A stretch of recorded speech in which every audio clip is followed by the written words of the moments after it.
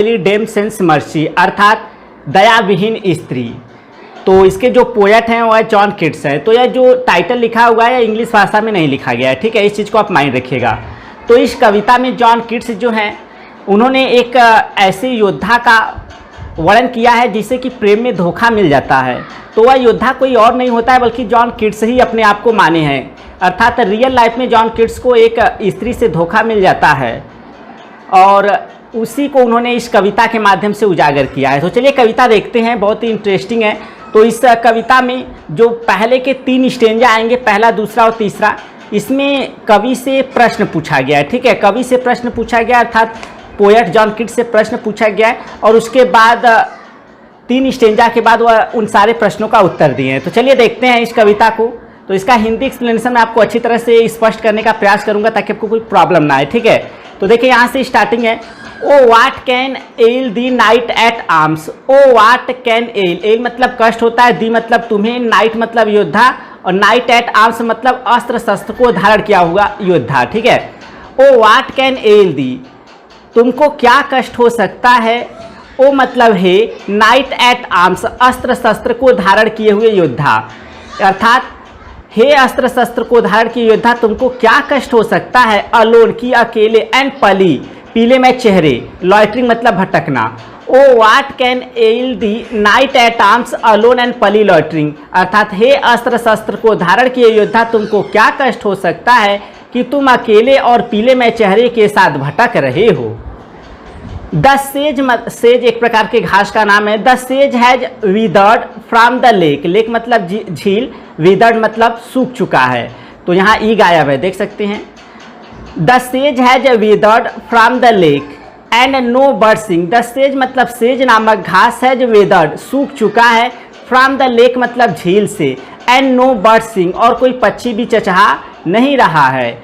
The सेज has withered from the lake and no bird sing, यानी झील से सेज नामक घास भी सूख चुकी है और कोई पक्षी भी चचहा नहीं रहा, यानी कोई पक्षी गा नहीं रहा, इसका मतलब कोई पक्षी चचहा नहीं रहा है, यानी कोई भी नहीं है यहाँ पर, फिर भी तुम अकेले यहाँ क्यों भटक रहे हो, ऐसा पूछा जा रहा है योद्धा से। तो स्वयं योद्धा कौन है, वह कवि ही है, ठीक है। एक बार देख लेते हैं फिर से। O what can ail thee knight at arms alone and palely loitering, यानी हे अस्त्र शस्त्र को धारण किए योद्धा तुमको क्या कष्ट हो सकता है कि अकेले और पीले में चेहरे के साथ भटक रहे हो। द सेज had withered from the lake and no bird sing, अर्थात झील से सेज नामक घास भी सूख चुकी है और कोई पक्षी भी चचहा नहीं रहा है। तो यह पहले स्टेंजा में पूछा गया प्रश्न है। अब आगे बढ़ते हैं, दूसरी स्टेंजा को देखते हैं। तो स्टूडेंट्स अब दूसरा जो स्टेंजा है इसमें भी उस योद्धा से प्रश्न पूछा गया, उसको देखते हैं। O what can ail thee knight at arms, O what can ail thee knight at arms, अर्थात हे अस्त्र शस्त्र को धारण किए योद्धा तुमको क्या कष्ट हो सकता है। सो हार्ड, कि तुम इतने परेशान हो, एंड सो ओ विगन, और इतने दुख से ग्रसित हो। O what can ail thee knight at arms so hard and so woebegone, अर्थात हे अस्त्र शस्त्र को धारण किए योद्धा तुमको क्या कष्ट हो सकता है कि तुम इतने परेशान और इतने दुख से ग्रसित हो। The squirrels granary is full, गिलहरी का अन्न भंडार भर गया, अर्थात गिलहरी ने अपने अन्न भंडार को भर लिया है। एंड द हार्वेस्ट डन, और फसल की कटाई भी हो गई है। हार्वेस्ट मतलब फसल काटना, फसल की कटाई कर ली गई है अर्थात फसल की कटाई भी हो गई है। इसके बाद यह तीसरा जो स्टेंजा है इसमें भी उस योद्धा से प्रश्न पूछा गया, उसको देखते हैं। I see a lily on thy brow, I see a lily, मैं एक कुमुदनी का पुष्प देखता हूँ, ऑन दाई ब्रो तुम्हारे मस्तक पर, यानी तुम्हारा मस्तक कुमुदनी के पुष्प के समान क्या हो गया है, सफ़ेद हो गया है। कुमुदनी का पुष्प जो होता है वह सफ़ेद होता है। I see a lily on thy bro, मैं तुम्हारे मस्तक पर एक कुमुदनी का पुष्प देखता हूँ, अर्थात तुम्हारा मस्तक कुमुदनी के पुष्प के समान सफ़ेद हो गया है। मेटाफर फिगर ऑफ स्पीच है।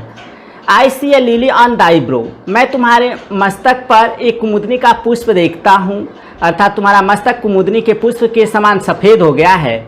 विद एंग्विश्ड मोइस्ट, एंग्विश चिंता, मोइस्ट मतलब नमी होता है या गीला होना या भीगा होना, एंड फीवर ड्यू, फीवर मतलब बुखार, ड्यू मतलब ओस, बुखार का ओस मतलब पसीना, ठीक है ना। I see a lily on thy brow with anguish moist and fever dew, अर्थात तुम्हारा मस्तक चिंता और पसीने से भीगा हुआ कुमुदनी के पुष्प के समान सफ़ेद हो गया है। विद मतलब से, ठीक है। I see a lily on thy brow with anguish moist and fever dew, अर्थात तुम्हारा मस्तक चिंता तथा पसीने से भीगा हुआ कुमुदनी के पुष्प के समान सफ़ेद हो गया है। एंड और ऑन दाई चिक्स, तुम्हारे गालों पर अ फेडिंग रोज, एक मुरझाता हुआ गुलाब, फास्ट मतलब तेजी से, विथर्ड टू मुरझा, सूखता भी है या मुरझाता भी है, विथर्ड मतलब सूखना या मुरझाना।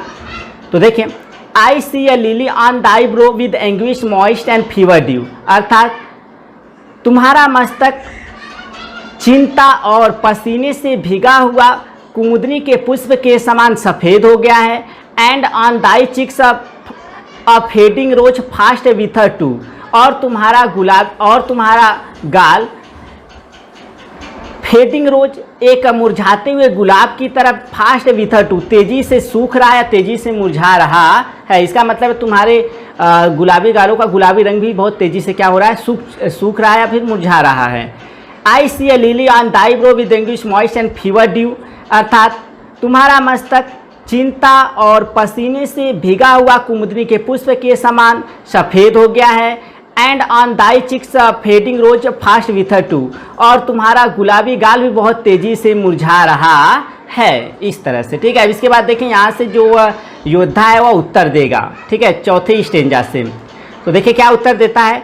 आई मेट अ लेडी, मैं एक महिला से मिला, इन द मिड्स, घास के मैदान में, ठीक है, मिड्स मतलब घास का मैदान या चरागाह। I met a lady in the meads, मैं घास के मैदान में एक महिला से मिला, सॉरी, फुल ब्यूटीफुल, पूरी तरह से सुंदर थी। अ फेयरिश चाइल्ड, जैसे कि वह एक परी की बालिका हो। हर हेयर वाज लॉन्ग, उसके बाल लंबे थे। हर फुट वाज लाइट, उसके पैर लाइट थे, हल्के थे, उसके पैर हल्के थे, अर्थात वह थोड़ी दुबली पतली थी। पैर हल्का होने का मतलब है कि दुबला पतला होना। And her ice were wild, और उसकी आंखें जंगली थी या अजीब थी या विचित्र थी, ठीक है, अजीब, wild. I met a lady in the meads, मैं घास के मैदान में एक महिला से मिला। फुल ब्यूटीफुल, पूरी तरह से सुंदर थी। अ फेयरिश चाइल्ड, मानो वह एक परी की बालिका हो। हर हेयर वाज लॉन्ग, उसके बाल लंबे थे। हर फुट वाज लाइट, उसके पैर हल्के थे, अर्थात वह थोड़ी दुबली पतली थी। And her ice were wild, और उसकी आंखें अजीब थीं। तो इसके बाद और भी वह बताएगा। आई made a garland, I made मैंने बनाया, अ गार्लैंड मतलब फूलों, गार्लैंड मतलब माला होता है, फॉर हर हेड, उसके सिर के लिए। आई made a garland for her head, मैंने उसके सिर के लिए फूलों की एक माला बनाई। एंड ब्रेसलेट टू, ब्रेसलेट मतलब कंगन, और कंगन भी, अर्थात मैंने उसके सिर के लिए फूलों की एक माला बनाई और कंगन भी बनाए। एंड फ्रैग्नेंट जोन, फ्रैग्नेंट मतलब होता है सुगंधित, जोन मतलब करधनी, सुगंधित करधनी भी बनाया, तो इसका मतलब हो गया कि सुगंधित फूलों वाली करधनी भी बनाया। I made a garland for her head and bracelet too and fragrant zone, मैंने उसके सिर के लिए फूलों की एक माला बनाई, कंगन भी बनाए और सुगंधित करधनी भी बनाई। इसके बाद आगे बढ़ते हैं। सी मतलब वह, लुक्ड मतलब देखी, एट मी मतलब मुझ पर, एज मतलब जैसे, सी डिड लव वह प्रेम करती थी। तो she looked at me as she did love, वह मुझे ऐसे देखी मानो वह प्रेम करती हो या प्रेम करती थी। एंड और मेड मतलब बनाई, स्वीट मोन, मधुर, मोन मतलब आह भरना, ठीक है। I made a garland for her head and bracelet too and fragrant zone, मैंने उसके सिर के लिए फूलों की एक माला बनाई। एंड ब्रेसलेट टू, कंगन भी बनाया। एंड फ्रैग्नेंट जोन, और सुगंधित करधनी भी बनाया। She looked at me as she did love, वह मुझे ऐसे देखी मानो मुझसे प्रेम करती हो।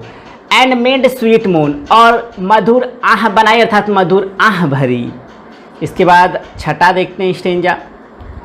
आई सेट मैंने स्थापित कर लिया, हर मतलब उसे, on my pacing stead, stead मतलब घोड़ा होता है या वाहन होता है, पेस मतलब गति होता है। आई सेट हर, मैंने उसे स्थापित कर लिया, सेट मतलब स्थापित करना। I set her on my pacing steed, मैंने उसे अपने तेज घोड़े पर स्थापित कर लिया, अर्थात मैंने उसे अपने तेज घोड़े पर बिठा लिया। एंड नथिंग एल्स, और एंड मतलब और, नथिंग मतलब कुछ नहीं, एल्स मतलब अन्य, एंड नथिंग एल्स सा, और अन्य कुछ भी नहीं देखा, ऑल डे लॉन्ग, पूरे दिन, और अन्य पूरे दिन कुछ भी नहीं देखा, फॉर, क्योंकि, साइड लॉन्ग, एक तरफ, वुड सी बेंट, वह झुकी हुई थी, एंड सिंग अ फेयरिश सॉन्ग, और परियों के गीत को गा रही थी। I set her on my pacing steed, यानी मैंने उसे अपने तेज घोड़े पर स्थापित कर लिया, अर्थात मैंने उसे अपने तेज चल रहे घोड़े पर बैठा लिया। And nothing else saw all day long, और अन्य पूरे दिन कुछ भी नहीं देखा, फॉर, क्योंकि, side long would see bent and Singh a fairy song, क्योंकि वह एक तरफ झुकी हुई परियों के एक गीत को गा रही थी। ठीक है, तो परियों के वह एक गीत को गा रही थी, इसी वजह से जो पोएट, जो यह योद्धा है, वह केवल उसी को क्या करता रहा, देखता रहा पूरे दिन। फिर से देखते हैं, I set her on my pacing steed, मैंने उसे अपने तेज घोड़े पर बिठा लिया। And nothing else saw all day long, और पूरे दिन कुछ भी नहीं देखा, और पूरे दिन अन्य कुछ भी नहीं देखा, for side long would she went and Singh a fairy song, क्योंकि वह एक तरफ झुकी हुई परियों के गीत को गा रही थी। इसके बाद आगे बढ़ते हैं। सी मतलब वह, फाउंड मतलब लाई, मी मतलब मेरे लिए, रूट्स कंदमूल ऑफ रिलाई स्वीट, यानी मधुर स्वाद के। She found me roots of relish sweet, वह मेरे लिए मधुर स्वाद के कंदमूल लाई, एंड हनी वाइल्ड, और जंगली शहद भी, एंड माना ड्यू, तो माना जो होता है वह अमृत माना मतलब होता है, या फिर जो देवता होते हैं उनके भोज्य पदार्थ, यानी खाने पीने के सामान। ठीक है, तो she found me roots of relish sweet, वह मेरे लिए मधुर स्वाद के कंदमूल लाई, एंड हनी वाइल्ड, और जंगली शहद भी लाई, एंड माना ड्यू, और एक प्रकार का पेय पदार्थ। ड्यू मतलब ओस होता है, इसका मतलब है लिक्विड से संबंधित है। ठीक है, पीने वाले पदार्थ से संबंधित है। माना मतलब अमृत भी होता है। ठीक है, she found me roots of relish sweet and honey wild and manna dew, वह मेरे लिए मधुर स्वाद के कंदमूल, जंगली शहद और एक प्रकार का पेय पदार्थ लाई। And sure in language strange, और श्योर मतलब निश्चित रूप से, इन लैंग्वेज स्ट्रेंज विचित्र भाषा में, सी सेड उसने कहा, आई लव द ट्रू, मैं तुम्हें सच्चा स्नेह करती हूँ। She found me roots of relish sweet and honey wild and manna dew, वह मेरे लिए मधुर स्वाद के कंदमूल, जंगली शहद और एक प्रकार का पेय पदार्थ लाई। And sure in language strange, she said I love thee true, और निश्चित रूप से स्ट्रेंज लैंग्वेज में, विचित्र भाषा में उसने कहा, आई लव द ट्रू, मैं तुम्हें सच्चा स्नेह करती हूँ। इसके बाद और आगे बढ़ते हैं, अगला स्टेंजा देखते हैं। सी मतलब वह, टुक मी मुझे ली, टू हर एल्फिन ग्रोट मतलब रहस्यमय गुफा। सी took me to her elfin Grote, वह मुझे अपने रहस्यमय गुफे में ले गई। एंड देयर, और वहाँ, सी मतलब वह, वेप्ट मतलब रोई, एंड साइड, ये गायब है यानी कि यहाँ पर विलुप्त है। एंड देयर सी वेप्ट, और वह वहाँ रोई। एंड साइड फुल शोर मतलब दुख, और पूरे दुख से आह भरी, साई मतलब आह भरना। एंड देयर, और वहाँ, आई मतलब मैंने, सट मतलब बंद कर दिया, हर वाइल्ड आइस, उसकी अजीब अजीब आँखों को भी किसेस फोर, 4 किसेस से, यानी 4 चुम्बन से मैंने उसकी अजीब अजीब आँखों को क्या कर दिया, बंद कर दिया, अर्थात अपना गहरा प्रेम प्रकट किया। She took me to her elfin grot and there she wept and sighed full sore, वह मुझे अपने रहस्यमय गुफे को ले गई और वहाँ वह रोई और पूरे दुख के साथ आह भरी। And there I shut her wild eyed with kisses four, और वहाँ मैंने उसके अजीब अजीब आँखों को 4 किसेस से बंद कर दिया, अर्थात अपना गहरा प्रेम प्रकट किया। तो स्टूडेंट्स अगला स्टेंजा है, एंड देयर, और वहाँ, सी मतलब वह, लुल मतलब परी का गीत गाना। And there she lulled me asleep, और वह वहाँ परी के गीत को गाकर मुझे सुला दी। एंड देयर, और वहाँ, आई ड्रीम्ड मैंने स्वप्न देखा, अरे, ओ बी टाइड, ओ मतलब दुख या शोक, बी टाइड मतलब आ पड़ना। And there she lulled me asleep, और वहाँ वह मुझे परियों को गीत को गाकर सुला दी। And there I dreamed woe betide, और मैंने वहाँ स्वप्न देखा, अरे दुख आ पड़ा। द लेटेस्ट ड्रीम, सबसे अंतिम स्वप्न, आई ईवर ड्रीम, जिसे मैंने कभी देखा, on the cold hill side, उस ठंडी पहाड़ी के बगल में, साइड मतलब बगल में, तो ईवर मतलब कभी या सदैव। देखिए, and there she lulled me asleep and there I dreamed woe betide, और वह वहाँ मुझे परियों के गीत को गाकर सुला दी और मैंने वहाँ स्वप्न देखा, अरे दुख आ पड़ा। The latest dream I ईवर dreamed on the cold hill side. यह मेरा अंतिम स्वप्न था जिसे मैंने कभी उस ठंडी पहाड़ी के बगल में देखा। तो इसका मतलब यह हुआ कि कवि को अर्थात उस योद्धा को इसके बाद कभी ठीक से नींद ही नहीं आई, कोई स्वप्न वह देख ही नहीं पाया, उसको नींद ही नहीं आई। ठीक है स्टूडेंट्स, अब आगे बढ़ते हैं, अगला देखते हैं जो स्टेंजा है। तो स्टूडेंट्स अगला स्टेंजा है, आई सा पल किंग्स, मैंने पीले राजाओं को देखा, एंड प्रिंसेस टू, और राजकुमारों को भी, पल वॉरियर्स यानी पीले में योद्धाओं को भी, डेथ पल मृतक के समान, पल मतलब पीले में, वर दे ऑलवेज भी थे। आई सा पल किंग्स एंड प्रिंसेस टू, पल वॉरियर्स, डेथ पल, वर दे ऑल, यानी मैंने पीले में राजाओं को, पीले में राजकुमारों को और पीले में योद्धाओं को भी देखा। डेथ पल वर दे ऑल, वे सभी मृतक के समान पीले में थे। दे क्राइड, तो द नहीं दे रहेगा, दे क्राइड, वे चिल्ला कर कहते थे या वह चिल्लाते थे, La Belle Dame sans Merci had thee in thrall, कि दया विहीन स्त्री ने तुम्हें थ्राल में ले लिया या सिकंजे में ले लिया है, दी मतलब तुम्हें। आई सा पल किंग्स एंड प्रिंसेस टू, पल वॉरियर्स, डेथ पल वर दे ऑल, यानी मैंने पीले में राजाओं को, पीले में राजकुमारों को और पीले में योद्धाओं को भी देखा, वे सभी मृत्यु के समान पीले में थे। They cried La Belle Dame sans Merci had thee in thrall, वे चिल्ला कर कहते थे कि दयाविहीन स्त्री ने तुम्हें सिकंजे में ले लिया है या तुम्हें जाल में फंसा लिया है। आई saw their starved lips in the gloom, आई सा मैंने देखा, दियर मतलब उनके, स्टारवेड मतलब सूखे या भूखे, लिप्स मतलब ओठों को, इन द ग्लूम मतलब अंधकार में, मैंने अंधकार में उनके सूखे हुए ओठों को देखा। विद हॉरिड वार्निंग, हॉरिड मतलब भयानक, वार्निंग मतलब चेतावनी, गैपेड मतलब खुला हुआ, वाइड मतलब चौड़ा, गैप मतलब खाली होता है या खुला होना होता है। देखिए I saw their starved lips in the gloom with horrid warning gaped wide, मैंने अंधकार में उनके सूखे हुए ओठों को देखा जो कि बहुत अधिक खुलकर भयानक चेतावनी दे रहे थे। वाइड मतलब चौड़ा, तो बहुत अधिक खुलकर, gap. I saw their starved lips in the gloom with horrid warning gaped wide, यानी मैंने अंधकार में उनके सूखे हुए ओठों को देखा जो कि बहुत अधिक खुलकर भयानक चेतावनी दे रहे थे। एंड आई अवोक, और मैं जाग गया, एंड फाउंड मी, और अपने आप को पाया, हियर मतलब यहाँ, on the cold hill side, ठंडी पहाड़ी के बगल में। I saw their starved lips in the gloom with horrid warning gaped wide, मैंने अंधकार में उनके सूखे हुए ओठों को देखा जो बहुत अधिक खुलकर भयानक चेतावनी दे रहे थे। And I अवोक and found me here on the cold hill side, और मैं जाग गया और अपने आप को यहाँ ठंडी पहाड़ी के बगल में पाया। एंड दिस इज़ वाई, यही वजह है। आई मतलब मैं, सॉजर्न मतलब ठहरा हूँ, हियर मतलब यहाँ, and this is why I sojourn here, और यही वजह है कि मैं यहाँ ठहरा हूँ। अलोन मतलब अकेला, एंड पॉलीलॉटरिंग, और पीले में चेहरे के साथ भटकता हुआ।